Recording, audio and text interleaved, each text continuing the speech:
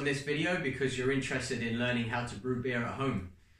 Most people, when they're just starting out, they don't want to spend so much money on a really expensive technical homebrew kit. So this video is going to be perfect for you because I'm going to show you how you can set up for maybe $200, $300, even cheaper if you make some of the stuff yourself. I'm going to show you your typical all-grain brewing day, which is from the malted barley all the way to fermentation, etc. In subsequent videos, I'm going to show you dry hopping processes, which is how you get those big aroma flavors in some of those IPAs. I'll show you the bottling day, etc. But today I'm just going to focus on your equipment that you need and then your typical brew day and take you through from start to finish. So let's get on with figuring out what kind of equipment you're going to need. Alright, so first up you have what we call the mash tun. This is the technical term in the brewing industry for the vessel in which they take the malted barley grains and they wash hot water over it to extract the sugars and make a reaction with the enzymes. At home you're not going to have the same kind of setup unless you spend a lot of money, like $1,000, maybe $2,000, setting up a whole system where you can recirculate that water.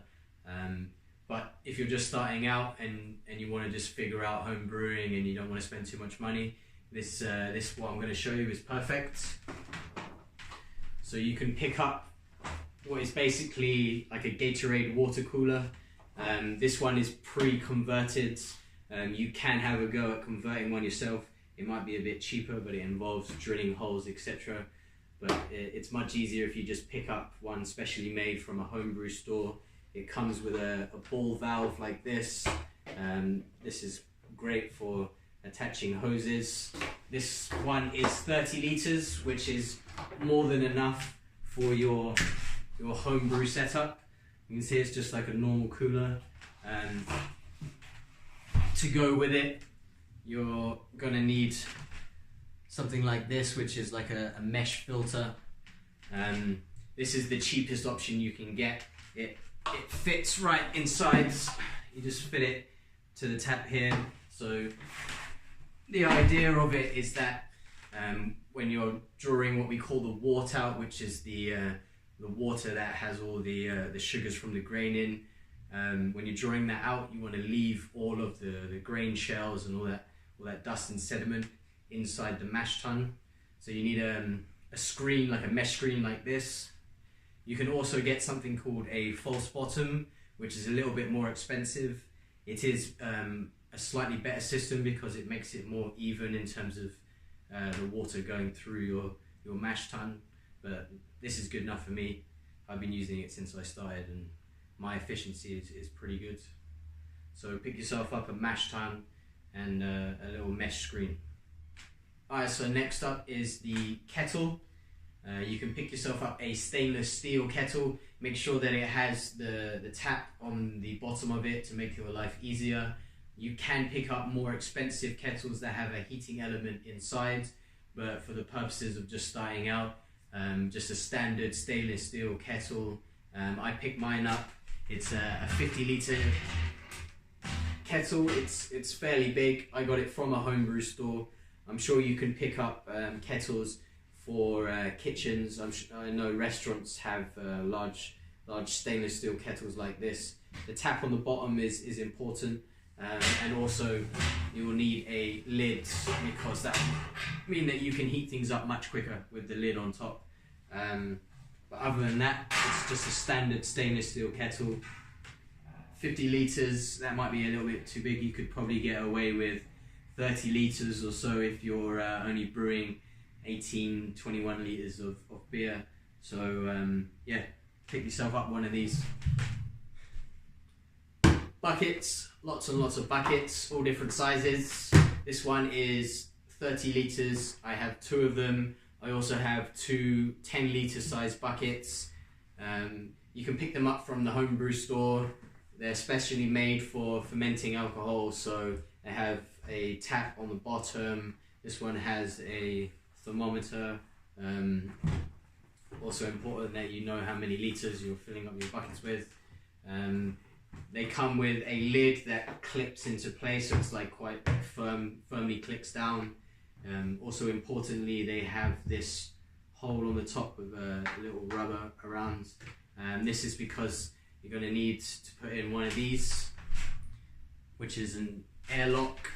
So when beer is fermenting, that means the yeast is eating all the sugars and it's producing alcohol, but it's also producing carbon dioxide. So the headspace here fills with carbon dioxide and the pressure can get quite extreme. So if you have no way of releasing that pressure, you'll get what's like a blowout, or the lid will hit the ceiling and you'll have beer go everywhere. It'll be an absolute disaster. Your wife or girlfriend will go crazy. So yeah, it's important that you get the right kind of bucket. This airlock is pretty simple in terms of function. You just fill this U-bend here with a bit of sanitizing solution or vodka, and that's it. So get yourself a bunch of buckets. How clean are you? That is the question, because when you are making beer, you need to be super clean. You need to sanitize everything. So one of the most important things that you're going to need on brew day, on every brew day, is sanitizing solution. This one is called Star San. It's supposed to be the best. It's a little bit expensive, but you definitely need it. When bacteria gets into beer, I don't think pathogens can survive, so it's not dangerous, but when a beer goes bad, it tastes awful. You can get some really bad off flavors. You don't want to be serving people beers that have like gross stuff flowing in the top. So keeping everything clean at all times is the only way to prevent having bad beers. So pick yourself up some sanitizing solution. To go with your sanitizing solution, cleaning products. So get yourself some sponges, some cloths, and a brush. It's best to keep the stuff you use for your brewing separate from your household cleaning items, because the household cleaning items will have bleaches and all sorts of things that are used around the house, which are not safe for consumption with food, etc. They can also have flavorings in them, so your dishwasher soap might smell of apple, etc. This can be transferred onto your plastic buckets, etc. So you don't want that in your beer. So keep all your cleaning stuff separate. This brush is good. It's got quite a tough bristle, so this is good to clean your kettle, because when you're boiling for an hour or so, you're going to get some things that are sticking to the bottom. There's going to be some tough bits that you're going to have to scrub out, so a good brush is a great idea. Likewise, a cloth for the buckets, because you do not want to scratch any of your plastic buckets, because then that's a great place for bacteria to hide. So use something a little bit softer on your plastic buckets. It's also a great idea if you pick up something like this. This is a spray bottle. So this is super handy on brew day, because, for example, if you're about to attach a hose to a tap, you just want to quickly spray that tap down, make sure that it's all sanitized, likewise the end of the hose, etc. So a spray bottle is a good purchase.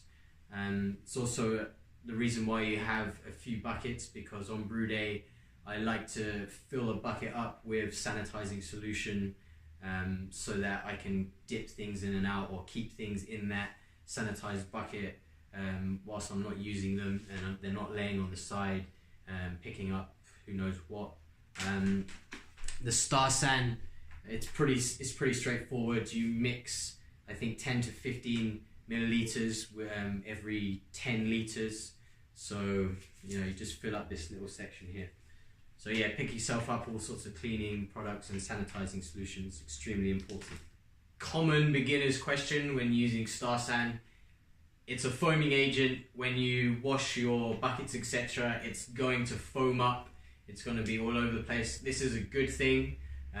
When I first started, I was, tipping out all the foam and waiting for it to all drip out, because I was scared that if any beer touched the foam, then it was going to contaminate the beer, or it was going to be dangerous for people to consume.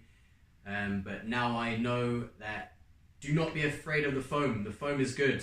So it's designed that it foams up and then you can mix that beer straight in. So do not be afraid of the foam. Do not be afraid to point and shoot at things.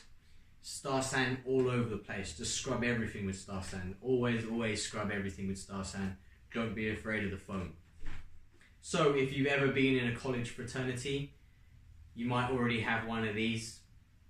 You know what I'm talking about. So you're going to need to pick up a paddle like this. It's for the mashing process so that you can stir that soup of grains and hot water and make sure that there's no air pockets. All of the grains are mixing with the water. This one is a wooden one. It's got a hole in it just so it's easy to stir. You can get plastic ones. My plastic one, I mean, they're cheap, but it broke quite quickly, so I splashed out a little bit more on this wooden one. So yeah, pick yourself up a wooden paddle or go back to your fraternity and take their one. Hoses. I've got hoses on hoses on hoses, mate. So you're going to want to get a bunch of these, different sizes. Make sure that they are fitting your taps. Your mash tun tap's going to be a different size to your kettle tap, so have a little look at them, measure them, buy the right size hoses. They're silicone, they're super cheap, you can get them from homebrew stores. Immersion chiller. So what the heck is this? This is for when you have finished boiling your wort or beer. You need to crash cool it, so it needs to be cooled very quickly. This is to stop any of the bacteria getting involved at certain temperatures or different things happening with the enzymes, etc. when they're kept at a certain temperature. So you want to go from boiling all the way down to your fermentation temperature, which can be 18, 19 degrees Celsius, as quickly as possible. So this hooks up to your cold water tap. You put this into your kettle. This end goes into the sink, and then you pump that cold water and it goes through this copper coiling. Copper's used because it's great at transferring heat. So this cold water coming through this copper piping quickly gets transferred into the wort. You can make one of these yourself. I was lazy and went and bought one from a homebrew store, but all it is just a length of copper piping that is bent into a coil, and you attach some hoses on the end. So you could, if you're a little bit handy, you could make this yourself. But yeah, not too expensive, worth it. The other methods are picking up that kettle and putting it in an ice bath or something like that. That's too much work for me, so just dumping that in and turning on a tap is super simple. Hop bag. So HOP, hop. Hops are used in beer to give that amazing aroma and flavors and bittering. So when you're boiling or you're dry hopping with hops, you want to use a bag like this because then it's easier just to remove them. If you don't use a hop bag, then you're going to have to deal with perhaps clogging up your tap or your tubes, or you're going to have to spend time whirlpooling so they settle at the bottom. I like to use a hop bag. I picked this up from a shop that specializes in winemaking and making jams, etc. So this is actually a fruit bag, so they strain fruit with this, but you can use it with hops. Interesting fact about hops, so they smell amazing, they smell like tropical fruits, etc. And you might think, like, say when you open a bottle of Stella Artois, you ever notice that it smells a little bit like cannabis? That's actually the hops, and they are in the same plant family as cannabis. So yeah, that's why I think people are starting to brew with CBD, etc. So pick yourself up a couple of hop bags. This is quite a large one. Just note that when you've got a handful of hops, you mix it in with the beer, it will expand, it will fill, the pellets that you use will expand, so get a bigger bag than you think you will need. This one is a muslin bag, but you can also get a nylon bag, but both are good. Just make sure you sanitize them before you use them, etc. But yeah, pick yourself up a hop bag. How strong is it? Is it going to make me go blind? these are the questions you might get from random people that are trying your beer. They're probably not used to drinking someone's homebrew, so they want to know how strong your beer is. So it's important that you know the alcohol content of your beer, the ABV. So you're going to need to pick up a hydrometer. It's just a little instrument that floats in a sample test tube, and you read the number here. So the idea is that before fermentation you take a measurement. It's called the original gravity, and then after fermentation you take another sample, and you take that reading, and that's called the final gravity. Then you can go onto Google and type in ABV calculator. There's plenty of them around, or you can bother to learn the formula if you want, but you crunch those numbers in, and then it spews out your estimated ABV, your alcohol content.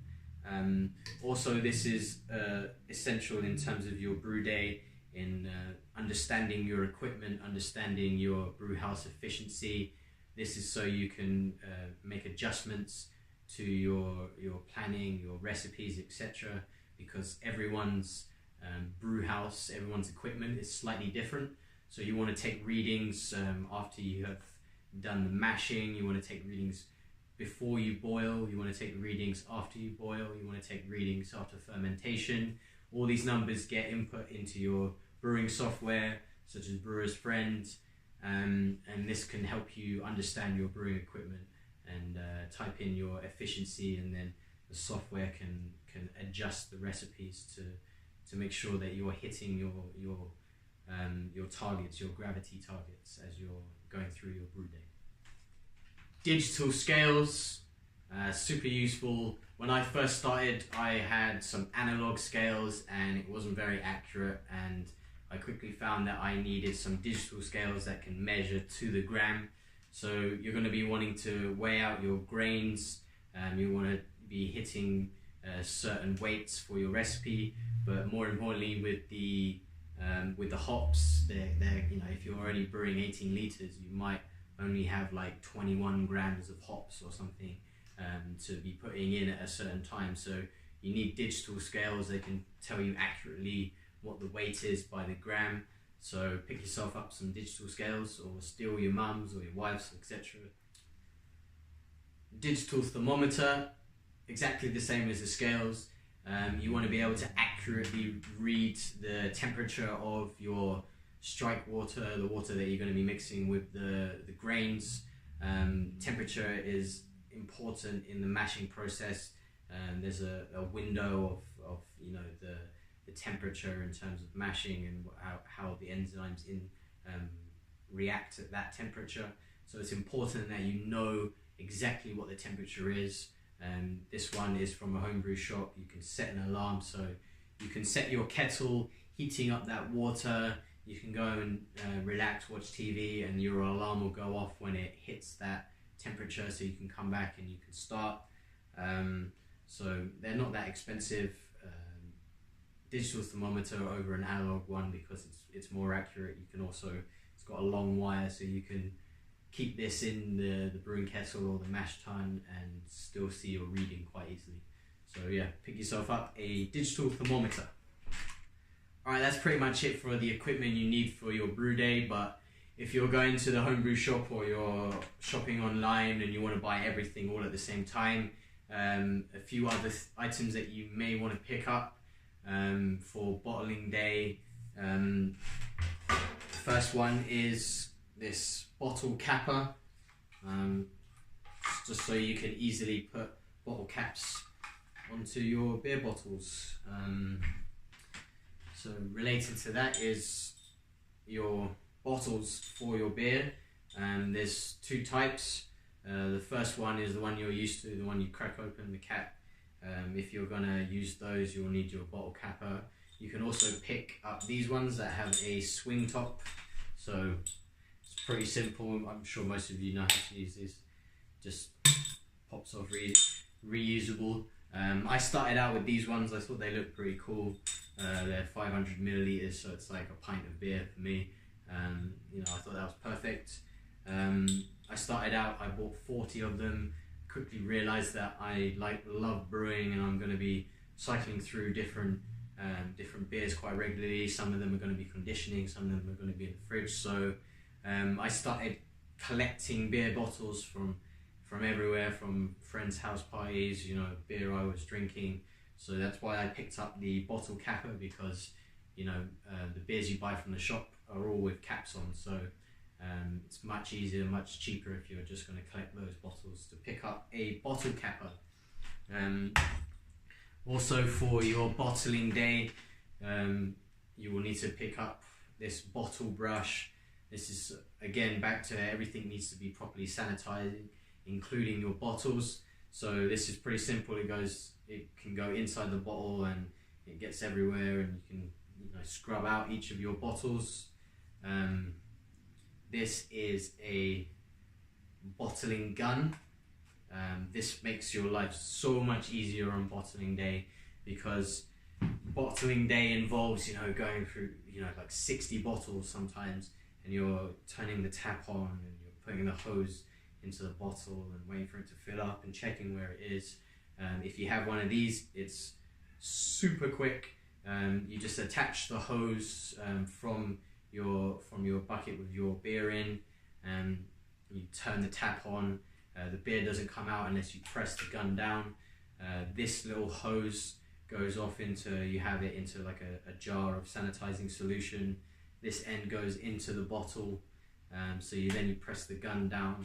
It quickly fills up with beer, and then when it's reached the top, it will start coming out of this tube.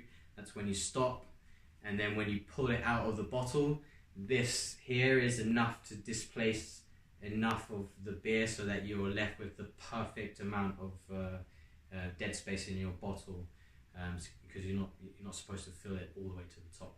So pick yourself up a bottling gun. Again, not that expensive, and makes your life so much easier on bottling day. So I just went through some of the equipment you might need for bottling day. I will make subsequent videos about, you know, the days after your initial brew day. So you might need to dry hop if your recipe tells you need to dry hop. I'll explain that in another video, what it means, how you do it. Then bottling day, I'll explain exactly what's involved in bottling day. It's a whole other process. It takes some time, especially if you're doing like 60 to 80 bottles. So I started out with bottling. I think I'm going to be moving into kegging once I've sorted out a decent sized fridge or converted a chest freezer. But right now I'm bottling. So yeah, I will do that in a separate video. Let's get on with brewing today.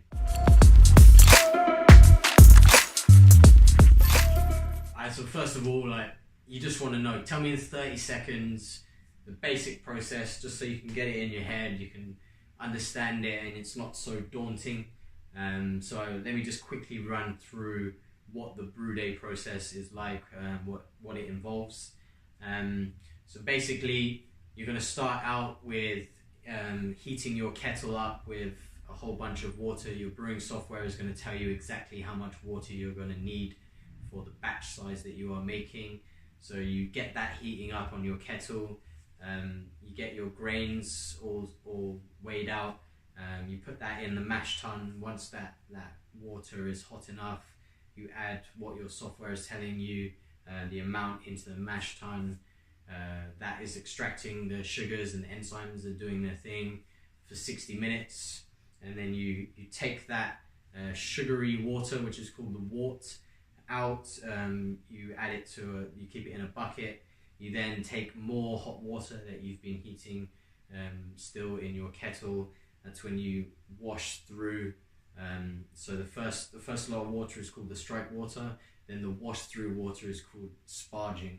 So sparging is just getting all that last amount of sugars, etc., out of the grain, just making sure everything is extracted. So that's the first one is an hour. The sparging is actually much shorter. It's a higher temperature, and it just gets out the things that weren't extracted during that strike water mashing phase. Then you take that volume in the bucket. You add it to your kettle. You heat that up. It gets boiling. So you set your timer once the wort of the beer is boiling. Then according to your recipe, you're adding hops. So at the start of the boil is when you add hops that are for bittering. So there's different types of hops. Bittering hops give you that, as says what it does on the tin, gives you that bitter flavor in beer.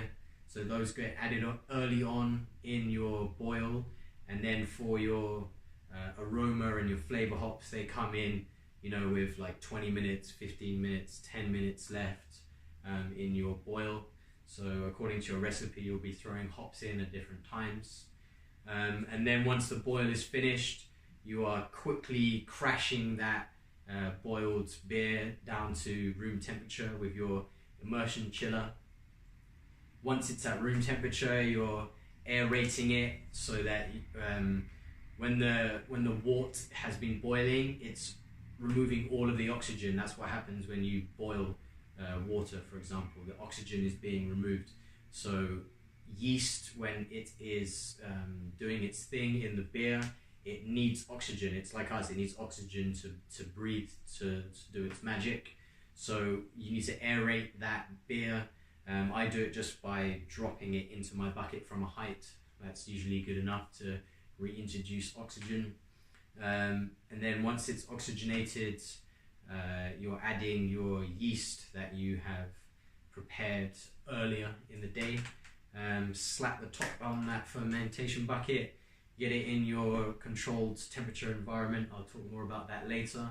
And there you go, the yeast does its thing, it ferments, and then you're going into your subsequent days of bottling and etc, etc, etc. And then it's ready to drink. You can share with family and friends, and boom, you've made yourself a beer.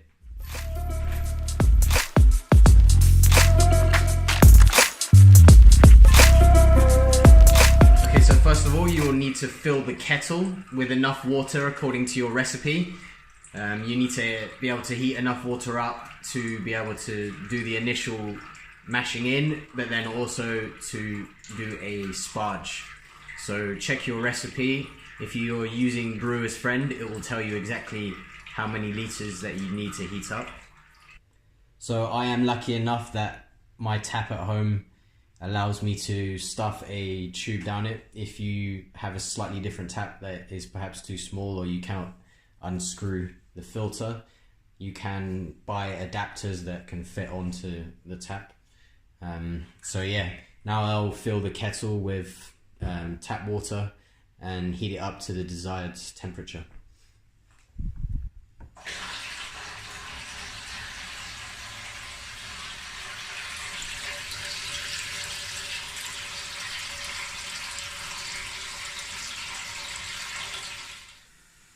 So I am just using a standard kitchen top hob to heat up the water. You can buy hobs and gas tanks for camping or specifically for brewing. I find that my kitchen hob is hot enough. I put all 4 rings on and it gets the water hot enough. It does take some time. If you can afford it, I would advise to get the specific gas burners, as it will take a shorter amount of time to heat your liquid up and get your beer boiling.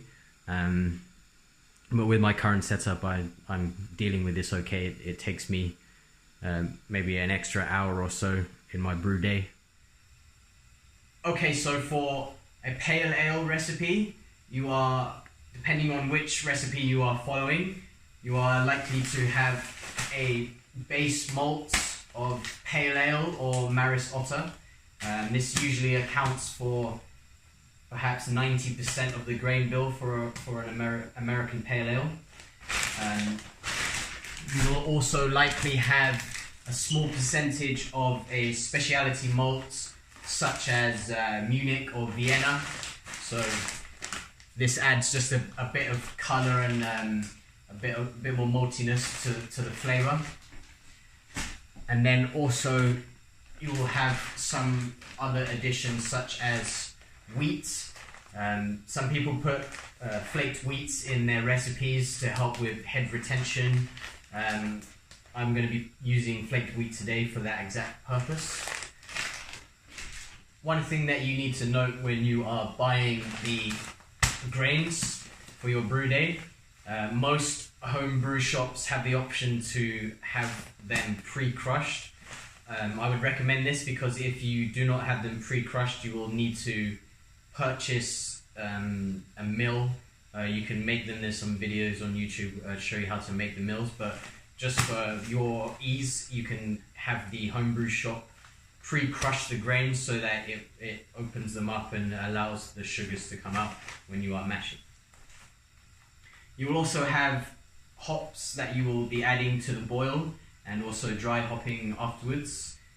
Depending on the recipe, you may have 1 to 3, 4 different types of hops. You will have one type of hop which is more favoured towards the bittering. It's depending on the alpha acids. I will put a link down below that better explains the differences between the hops. For a typical American Pale Ale, you will have some late additions to the boil. Using some of the C hops is probably best in terms of getting that fruity, really strong aroma. Citra, Cascade, Simcoe, Mosaic, those are the classic ones. There are some new ones coming from New Zealand. You know, just shop around. There's even one that gives us a tangerine flavour. But when you get the hops, just make sure you have a smell because it's amazing. Now with the hops, you are able to buy hops in leaf form as well as pellets. Pellets look like this. For me personally, I prefer to use pellets. I have read in various places that pellets is the best in terms of being able to transfer as much of that hop flavour or the bitterness, etc. It's also a lot easier to deal with in terms of cleaning up. For some reason, the leaves seem to get everywhere, and I've used them in the past, so I go with hop pellets. For an American Pale Ale, there are several types of yeast that you can use. I will drop a link below that lists some of them. Today I'm using California ale yeast. I find that it gives a good clarity on the beer, and the flavour is nice and crisp. I want the hops to do the talking and not the yeast. In other beer styles, the type of yeast you use can have an effect on the flavour. But in this case, I just want a nice, clean, crisp beer so that the hops can do their magic. I have a liquid form here, but you can also get dry yeast. I think one type gets the fermentation quicker. I think dry yeast, when added to the wort, gets fermentation quicker, but I like this yeast, and this WLP001 is only available in liquid form, so that's why I'm using it.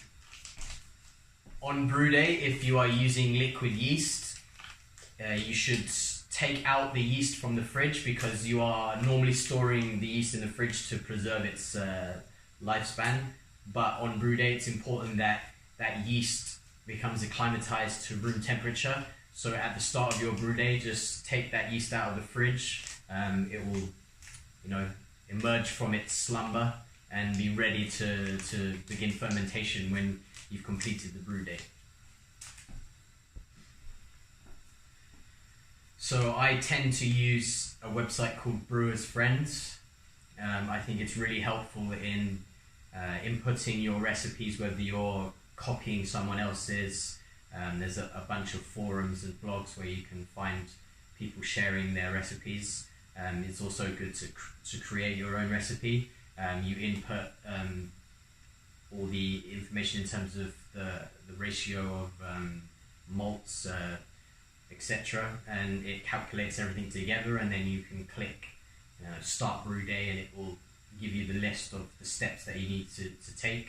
It will give you the temperatures, etc. It's important that you measure out your equipment so that you know certain things such as how much liquid you lose in the bottom of your kettle. The same for the mash tun. There's different calculations, but when you go on the website, you can set up your equipment profile.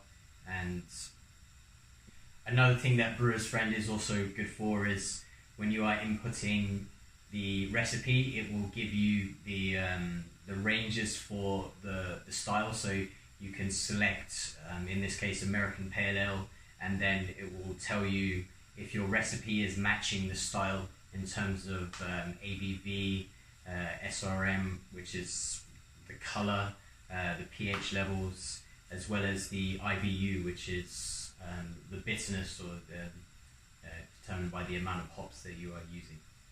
Now, one thing that you need to take note of is your brew house efficiency. It can seem quite complicated at first, but it links back to taking readings for your gravities. It allows you to input the data into something like Brewer's Friend, and it will tell you the efficiency. So when you input a recipe, it will determine what the expected gravities are, and you put a brew house efficiency percentage. It's probably best to start off with something like 70%. I think breweries are aiming for 85% efficiency or perhaps higher, but at home we don't have the precise equipment. So if you can hit around 70%, that's not bad. I think my last brew, I calculated it to be about 69, so I've now put it to that. So you will be able to see when you take your readings, you will see the efficiency compared to what you input first, and you can adjust each time. One thing to note is the water profile of the water that is coming out of your tap. This is important in terms of the style of beer you are making, etc. Some people just go ahead and brew whatever their water profile is, but when you start getting to levels where you're concerned about fine details, then you will start looking at your water profile and perhaps adding some salts, etc. to that water.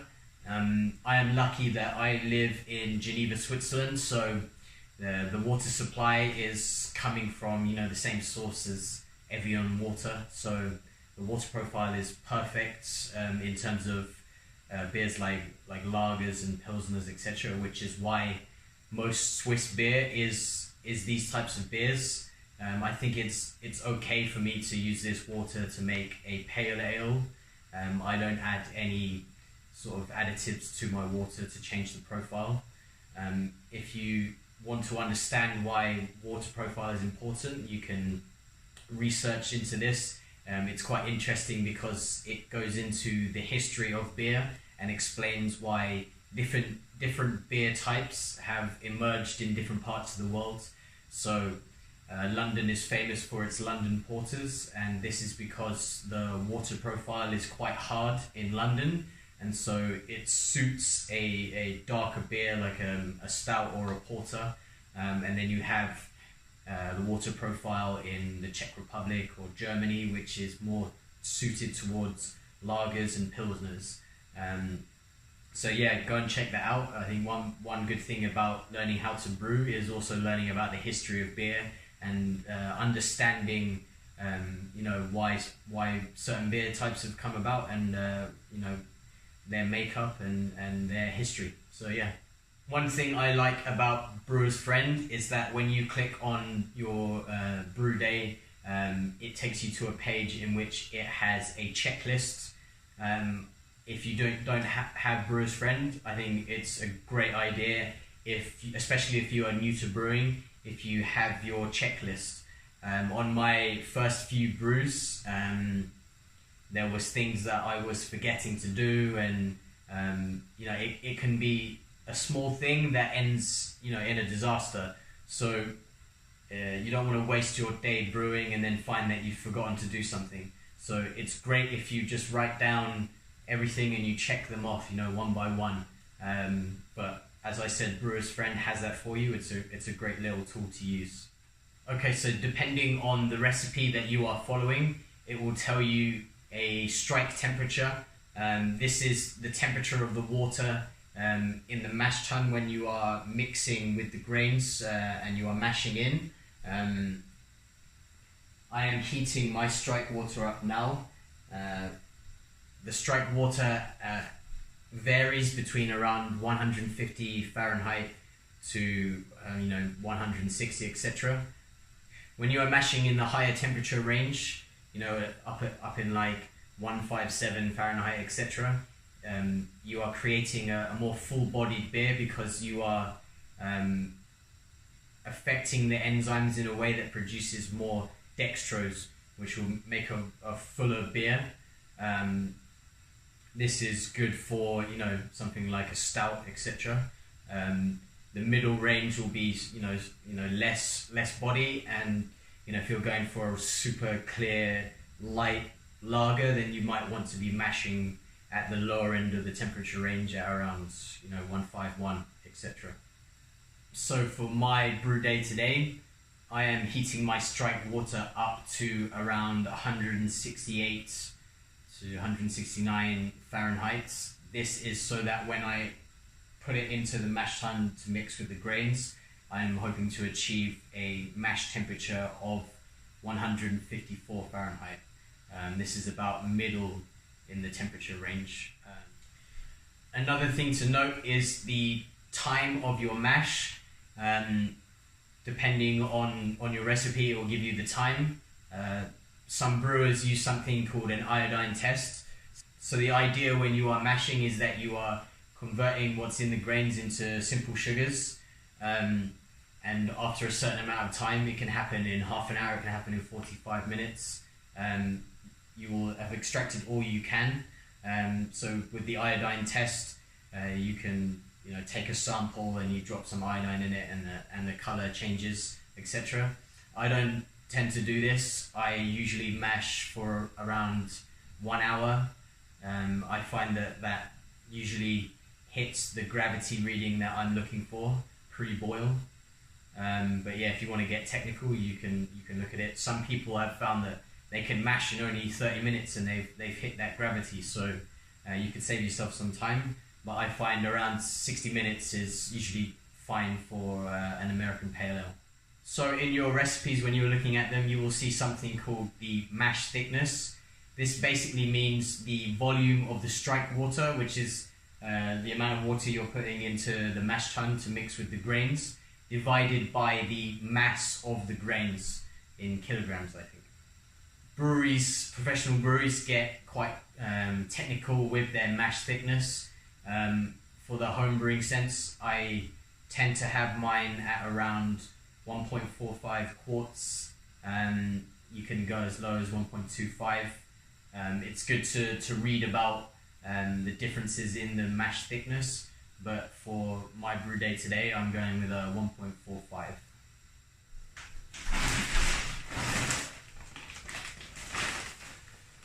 Okay, so I have weighed out my grains ready to put in the mash tun. I tend to just use a large bag like this, and I put it into a bucket on top of the weighing scales, and I pour in each of the grains into this one bag so it's all mixed together, ready for mashing.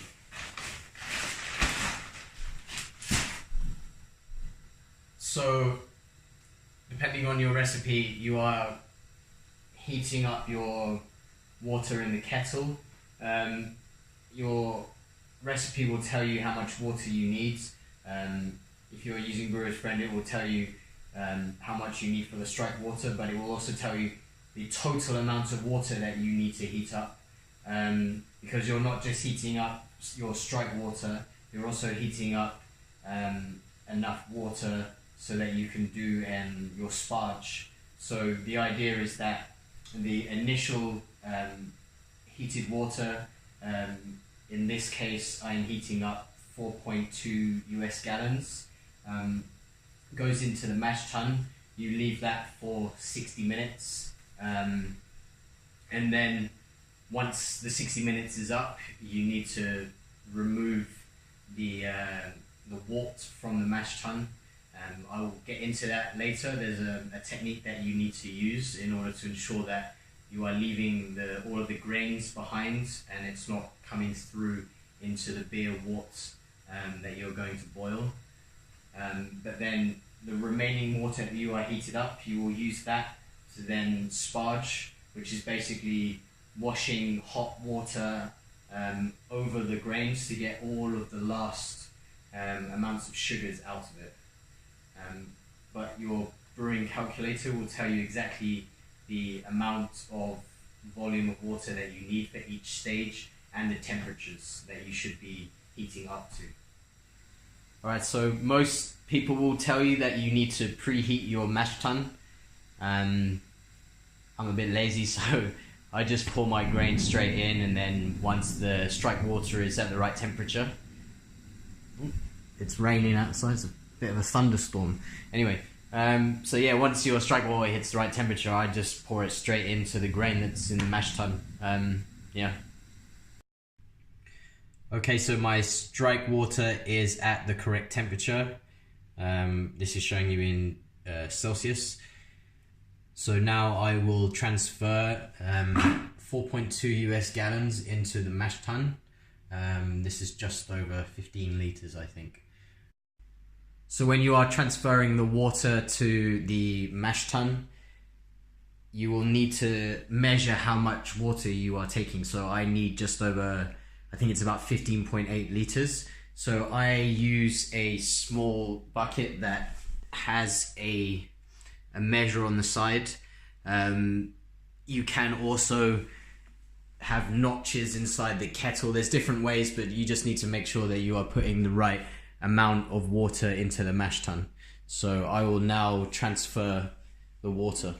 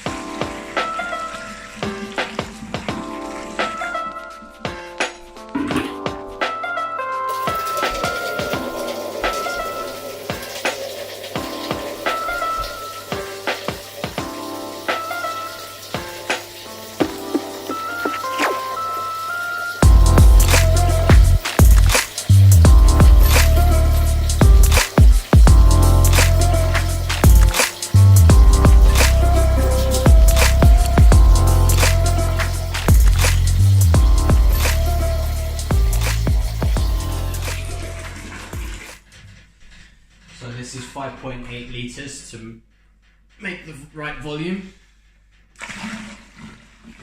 In total 15.8 litres.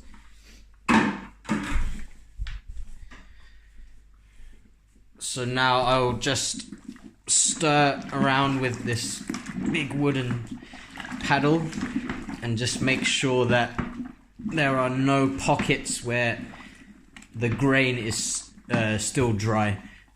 Sometimes the grain can clump together and you need to just give it a good stir so that all of the grain, let's take that out, to make sure that all of the grain is being met with water to get the full extraction.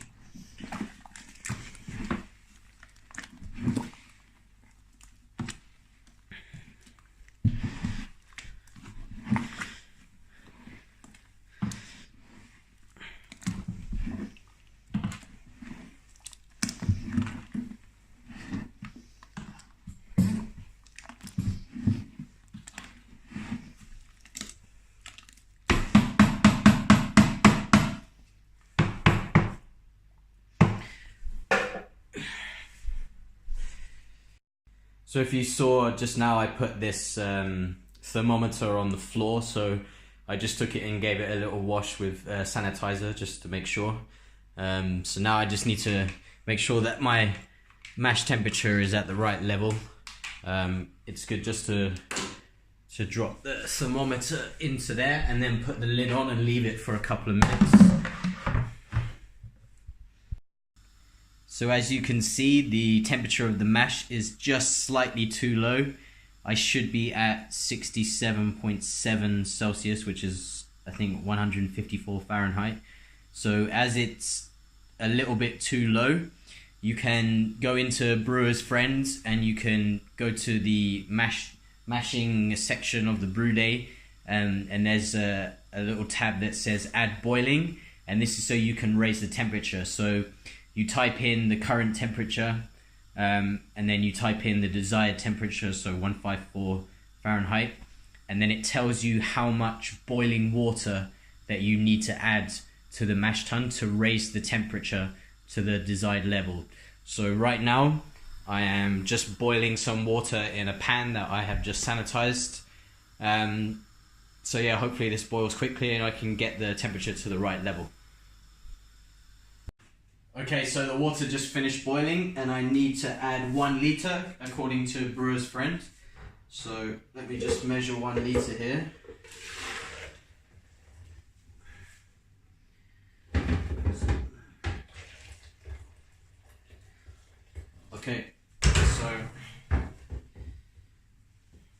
Okay, so now I'm just going to add the 1 liter of boiling water.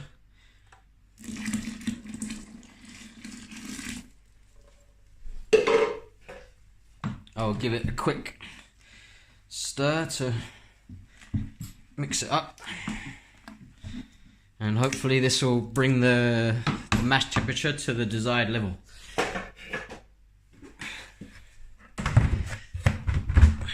So when you are adding the boiling water to the mash, it is important that in your calculator, such as Brewer's Friend, that you account for that boiling water going into the mash tun, because if you are adding 1 liter or 2 liters of water, then it's going to reduce the amount of sparge water that you use, because if you are trying to hit a certain volume of water in the mash, any more than that, and you will find that your gravity reading, pre-boil gravity, is not what you were intending for, and that will affect the final ABV, the alcohol percentage, after fermentation, because the dilution of the sugars in the water will be higher. Okay, so as you can see, it's already rising. It's going up by a degree every few seconds. So yeah, now I'll start the timer and I will time for 60 minutes. Okay, so about halfway through the mash process, you will want to fire up the gas burners again and heat that water that's left in the kettle for your sparge water. So your sparge water is usually at a much higher temperature, usually around a maximum of 170 Fahrenheit. This means that you need to heat the water in the kettle to about 180 to 190 Fahrenheit. This means that when you pour the water into the mash tun, you will hit that 170 Fahrenheit level that you're trying to reach. So the process will be, the water that is currently in the mash tun with the grain now is creating what we call the wort. That will have to be drained out of the mash tun.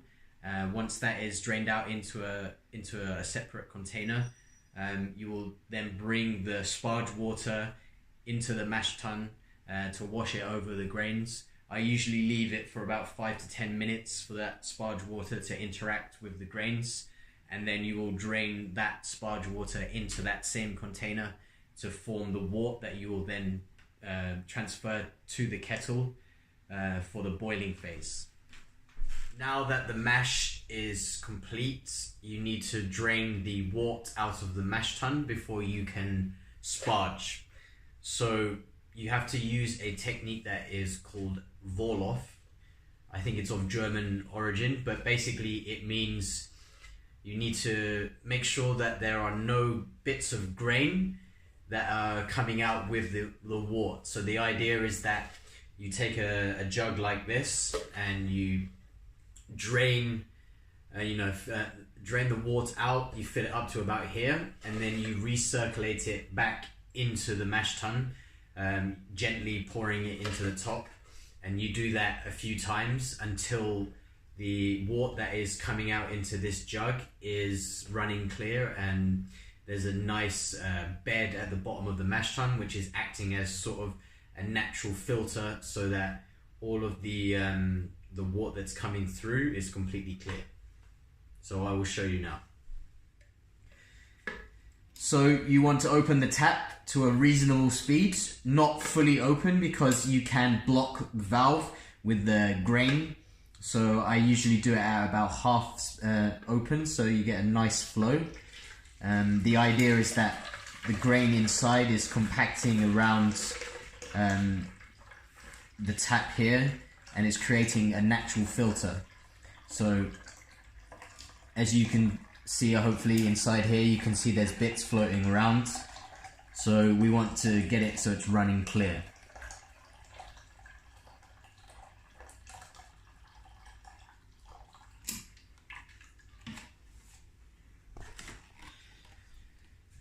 So when you recirculate the wort that you have collected, you then need to pour it back into the top.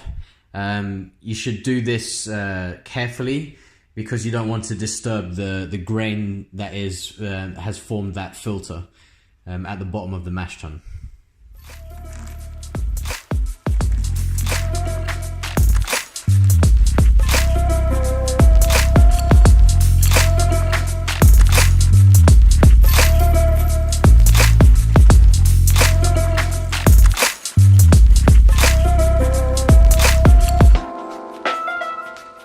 So if I hold that up to the light, I think you can see that it's getting a little bit clearer.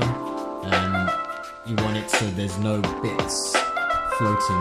I think one more time and we should be good.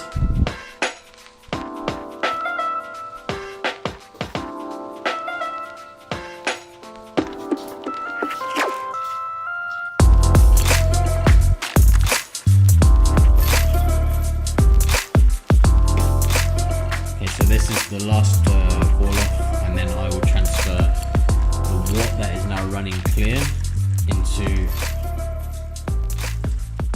my bucket. So I have attached a hose to the tap. I have sanitized it in the solution I have in the other bucket, and I'm now going to drain the wort into this. As you can see, I'm using a hose because I don't want to introduce oxygen to the wort. So I'm going to carefully transfer into this bucket.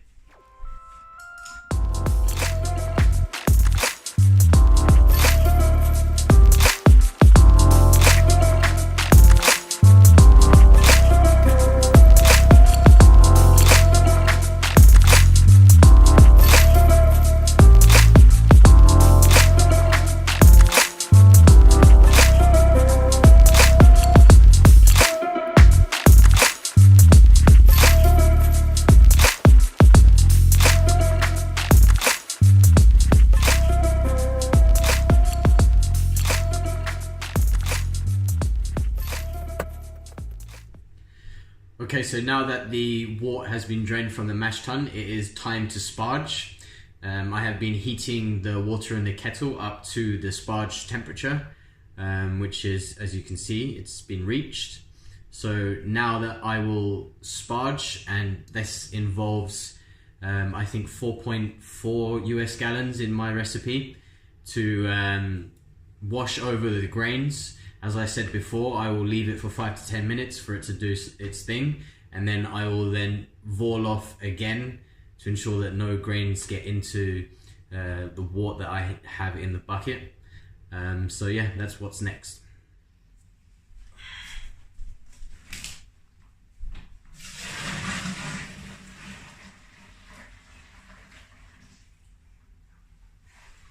Probably shouldn't do that next to my laptop.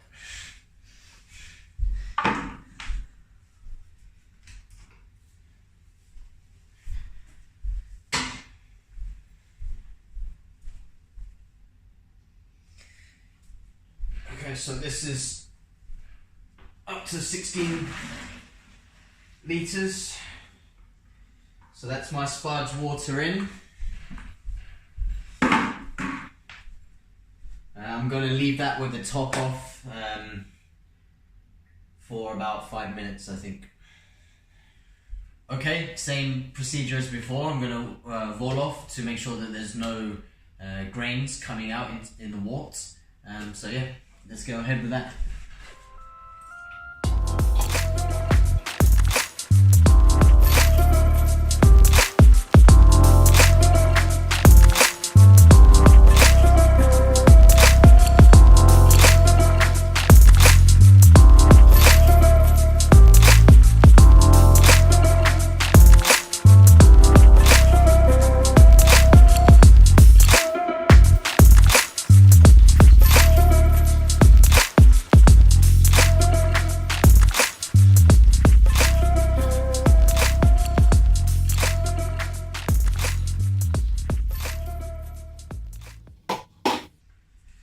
Okay, so now I will drain this wort into the same bucket as previously to get the full amount that we will then take to the kettle for boiling.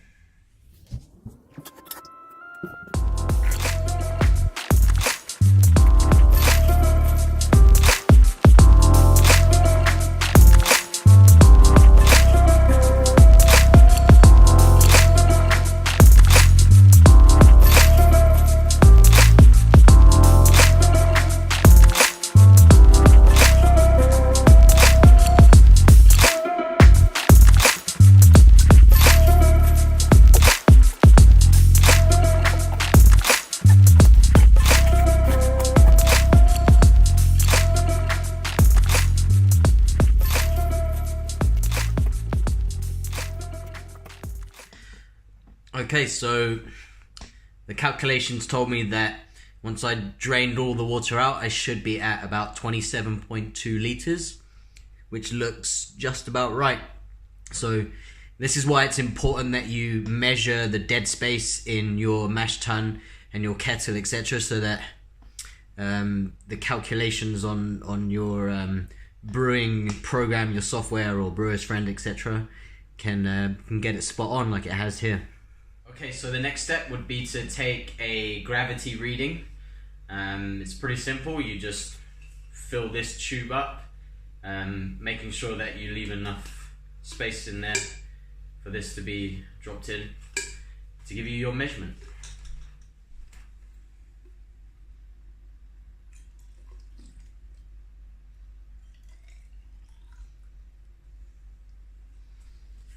So once you have collected your sample, the temperature of the wort is too high. You are able to calculate with some formulas, but it's much easier if you just set this aside and wait for it to cool down to room temperature, and then you can take your reading. It's pretty simple. You just give it a spin and read off the number that you see at the level of the wort on the whatever this thing is called. Now I will drain from this bucket into the kettle so we can begin boiling.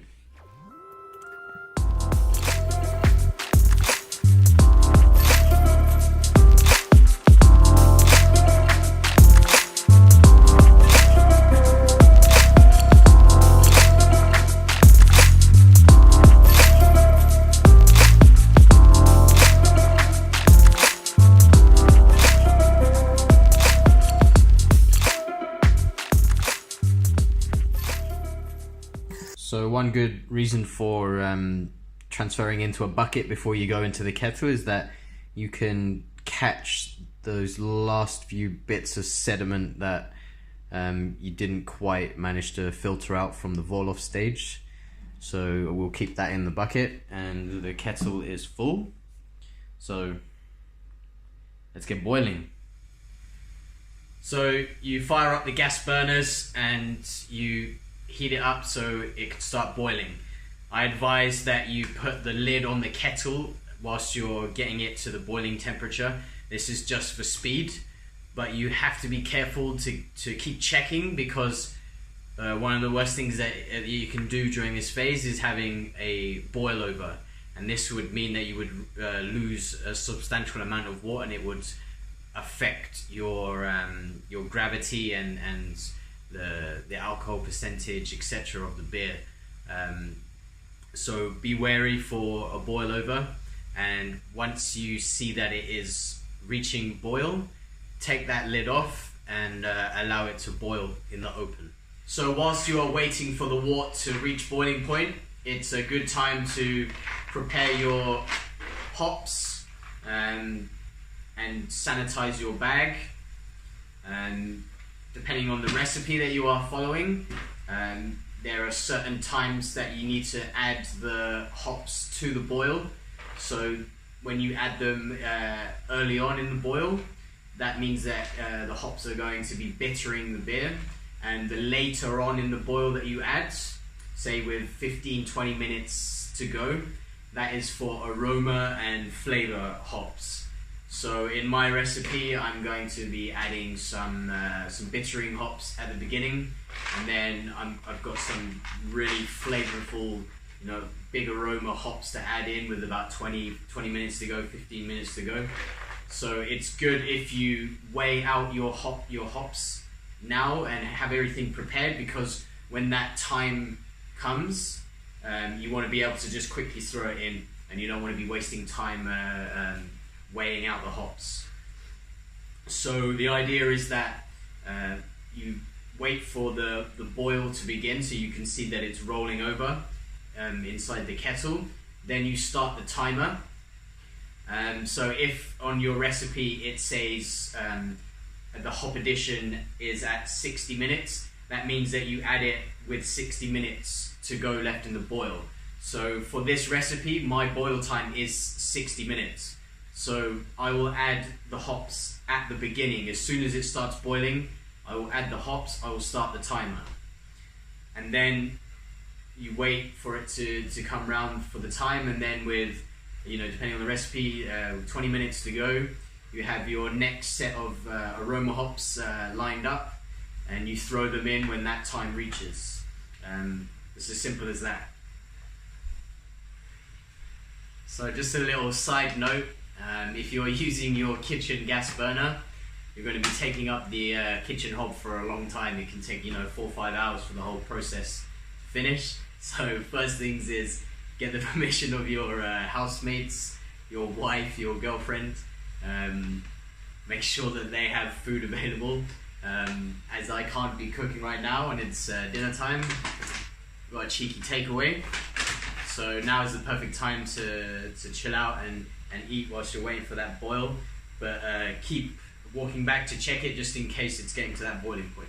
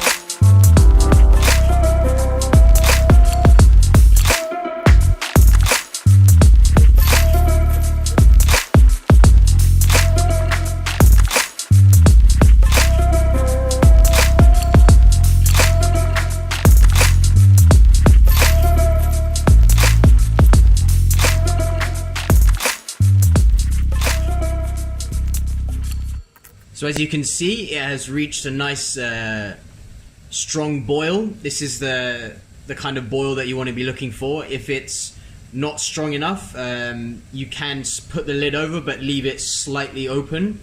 That should add enough heat for it to get to roll over. So now that the wort is boiling, I need to add my bittering hops and set my timer to count down from 60 minutes. So I'm going to add the hops into this bag, and then I'm going to drop it into the boiling wort.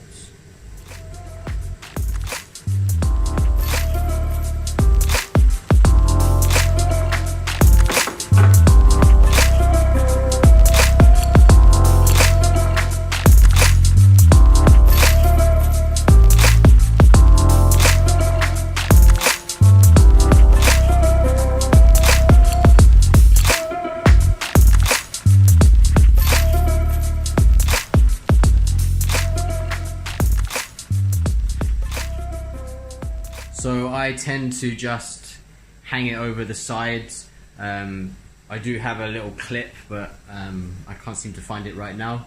But it should be fine just sort of sitting right there.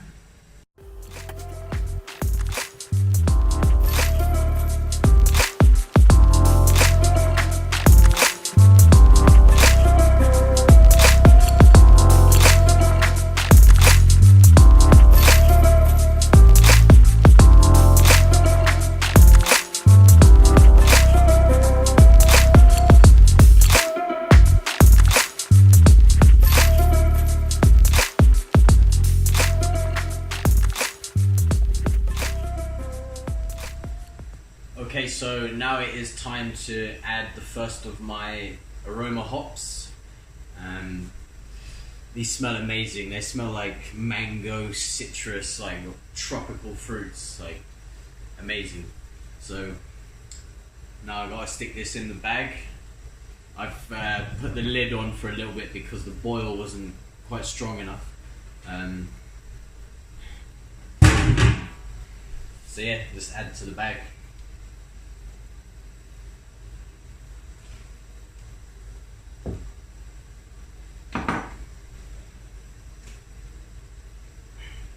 Just make sure it's all soaked in.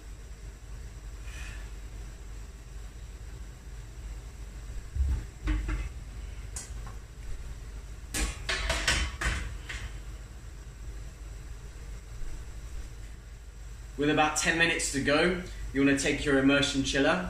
You want to give it a quick wash in the sanitizing solution. Make sure there's no dirt on it, and then you add it into the kettle. This is because the boiling water will help to fully sanitize it, and this is going to be in contact with the beer when you are cooling down, so it's critical that there is no bacteria, nothing that can contaminate the beer. So that's why I sanitize and then boil as well.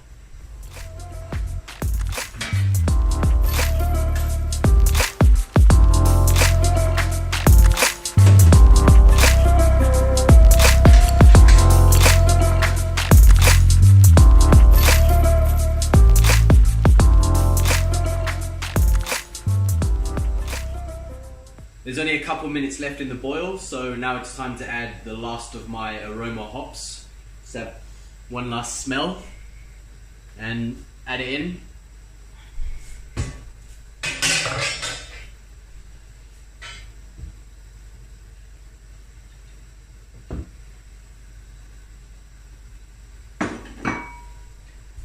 So now we just let it count down. It's about another minute remaining, and then flame out, and I'll show you what's next. So as you can see, I have taken the kettle off of the hob and rested it on a chair. You can see these little clumps inside the beer. Don't worry about that. That is, I'm told, is proteins. It's completely normal. So now you need to rapidly chill the wort. The idea is to get to crash the temperature as quickly as possible.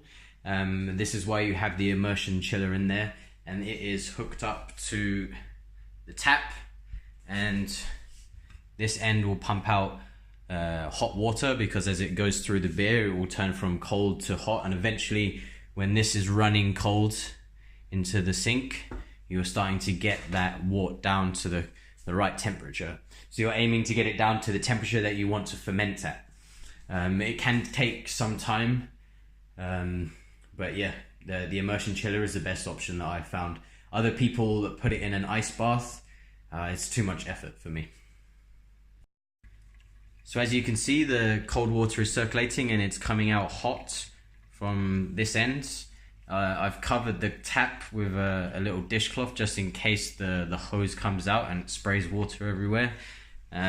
Likewise, I like to put the lid with a little gap on just to protect it, because sometimes if the water is running too fast, this can come loose and it sprays water everywhere. And the last thing you want is for tap water to get into the wort, especially when it's cool, because that's when you get bacteria and you would have to reboil it.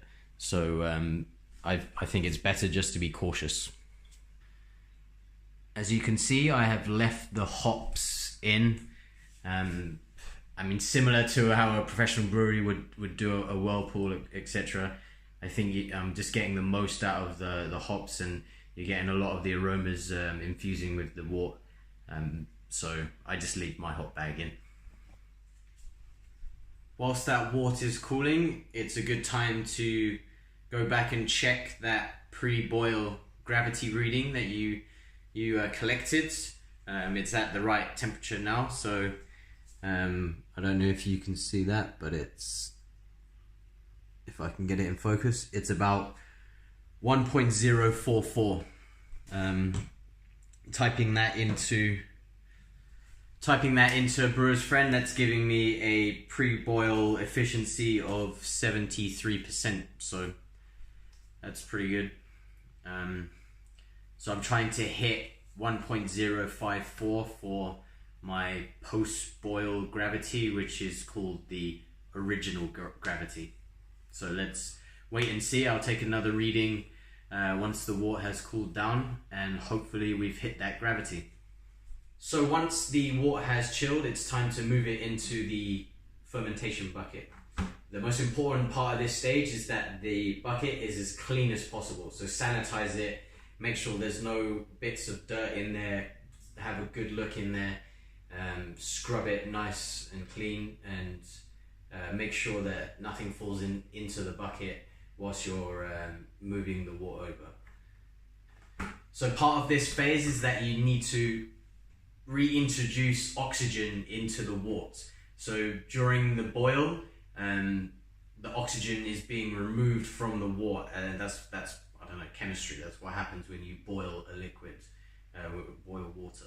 So we need to reintroduce oxygen because the yeast need oxygen in order to survive and thrive and eat the sugars and produce the alcohol. So if you miss this step, you are very likely to have a stalled fermentation because the yeast has nothing to breathe with, basically. So the way I do this is that I set up my kettle on a high surface and I let it drop into the bucket from a height. For me, I found that this is enough to introduce oxygen. Other people use things such as an oxygen stone, or even they have oxygen canisters that they pump into the wort. But for me at home, this works just fine. You'll see, because a lot of bubbles come when you do this.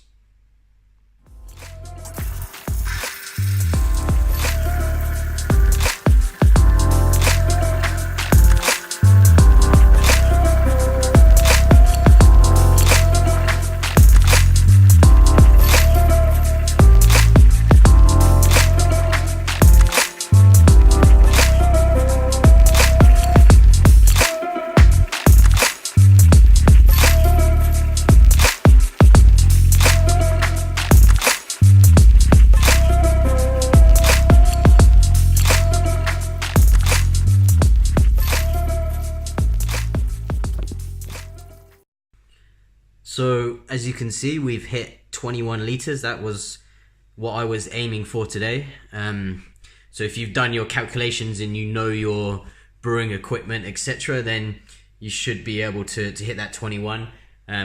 What's important is that after a few brews, you know what your evaporation rate is. So when you boil, each person's equipment and kitchen, etc., has a different evaporation rate. So how much of the wort escapes during the boil. So I've got mine down to pretty close. So I'm aiming for 21 and I've hit 21, so I'm happy with that. I now need to take a gravity reading for the original gravity. So whenever I am bringing the wort out of a container through a tap, such as like how I just did with the kettle into this bucket, I like to spray the nozzle up the nozzle with this sanitizing solution, just to be extra careful.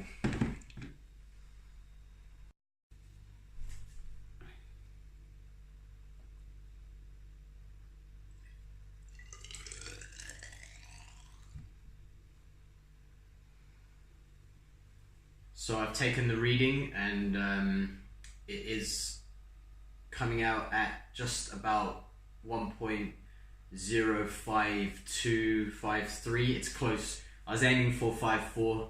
It's slightly lower, but it's not too much of a problem.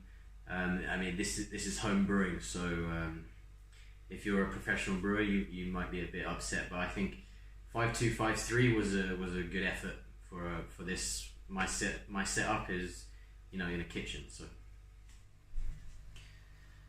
So next up is to add the yeast.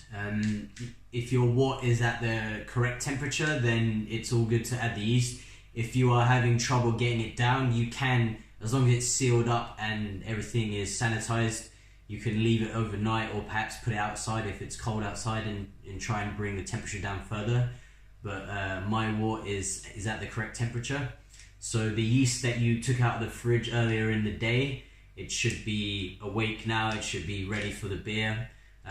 It's important that you dip this in the sanitizing solution along with the scissors, so again, keeping those standards, and then cut it open and pour in.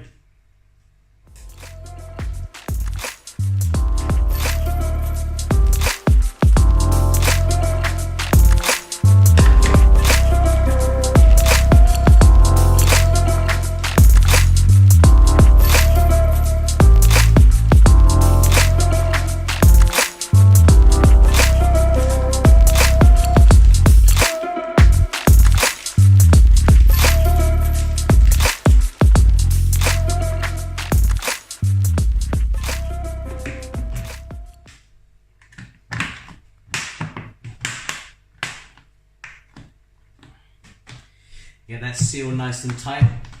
Next up, you need to get the airlock put in place. So here is a typical standard airlock. I just filled it with a bit of sanitizing solution. You can use vodka or whatever if you've run out of sanitizer, but just fill this little U part here. That's all you need, and you make sure you sanitize the whole outside of it, etc. And then you just put it through the little hole in the top of the fermentation bucket, and you are good to go. There are other options. I have had some very vigorous fermentations before, especially if the volume in the bucket is quite high. Then the yeast cake, when it's really going, can sometimes clog up this airlock. So the solution for that is to swap this out for a tube, and bring that tube to a glass or a jar that's filled with sanitizing solution. So because the tube, the hose is thicker, it means that it's less likely to get blocked, and I mean, you might start seeing yeast coming out of it, but that's completely fine. But yeah, if this gets blocked, you're at risk of this thing blowing off, which is very messy. So now that your yeast is in the fermentation bucket, you are ready for fermentation to begin. One of probably the most overlooked aspects of brewing for new brewers is maintaining temperature control whilst the fermentation is taking place. So this can highly affect the flavor of your beer. So if the fermentation is too high in the, say, 25, 26, plus degrees centigrade, then you will get a very strange, fruity kind of taste, but in a bad way. So these kind of off flavors come from high temperature. Similarly, if it's too low, it can also have some strange off flavors. So the optimum temperature for an ale, like a pale ale, is between 18 to say 21 degrees. Most brewers like to start low, and then towards the end of the fermentation they raise the temperature. So I like to have mine at about 18 degrees to start off with. I think it produces a much cleaner, more clarity in the beer.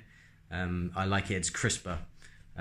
So I have my fermentation lower. So professional breweries use something called glycol, which is something that can stay cold for a long period of time, and they have like a glycol chiller, which is like almost like an air conditioning unit that pumps this cold glycol into the fermentation tank. You can buy mini glycol chillers. I think they're around £1,000, you know, $1,500, etc. So it's a little bit out of most home brewers' leagues. I have found something on the internet which I have found to be working very well. It's my own fermentation, like, chilling unit.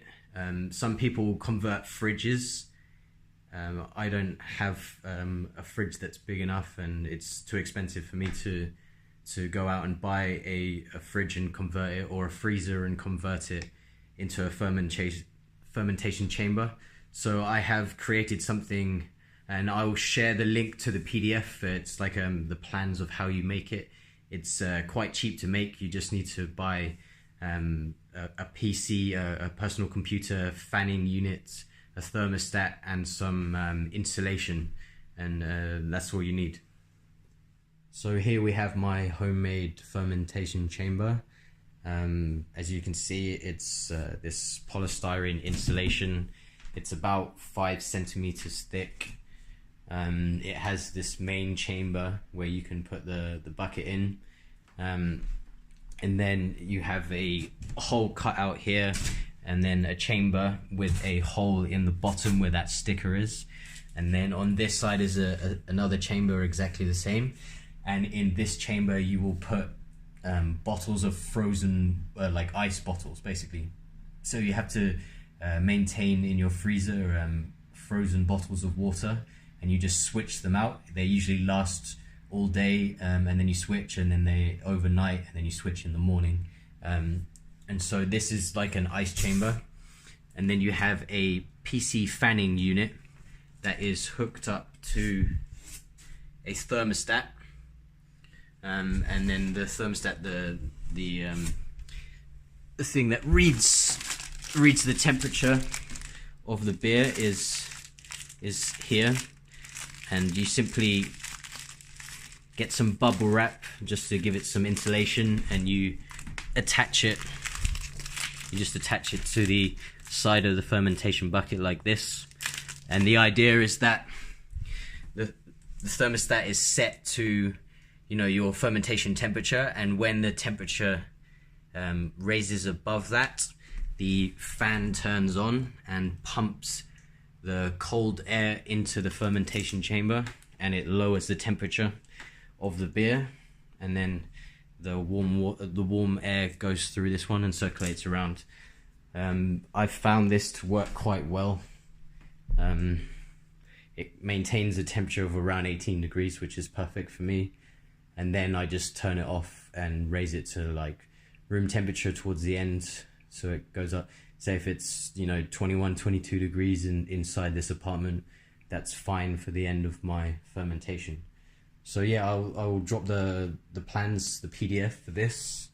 I can't remember who designed it, but it's really helped me out in improving my beers, because temperature control is essential to produce good beers. So the idea is it completely closes up. So you shut the door there, and then there's a bit that goes on the top and seals up. I like to put this blanket over the top. It just adds that extra layer of insulation. And yeah, you just swap out the ice water in the morning and in the nights, and it works perfectly. So once that fermentation bucket is in that chamber, and you've got the ice in there, and the temperature is correct, that's your brew day over. It could take, you know, 12 hours. Sometimes it takes a day. Even some beers take 2 days for the fermentation to start.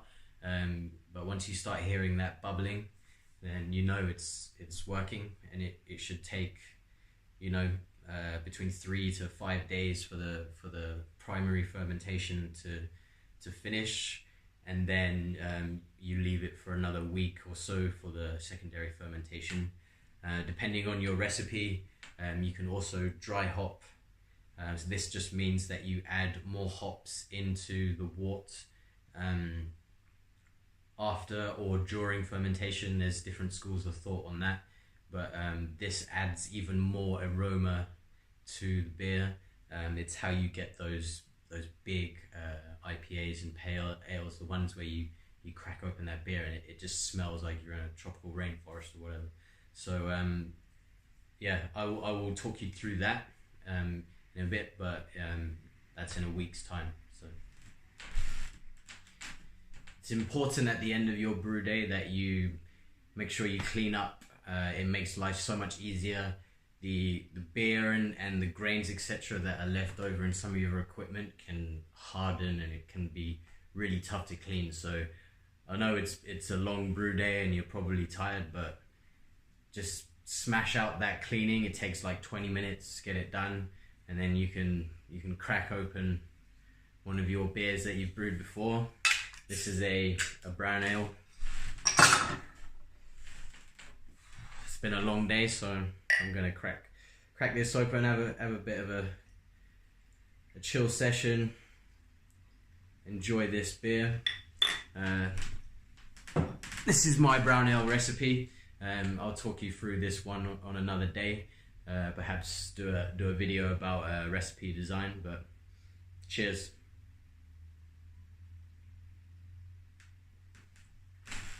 Alright, so in the next video, I will talk you through the dry hopping phase. My recipe requires dry hopping. It gives you that big aroma. So check out the next video in the series where I talk through dry hopping. After that video, once it's ready, I will talk you through how to bottle.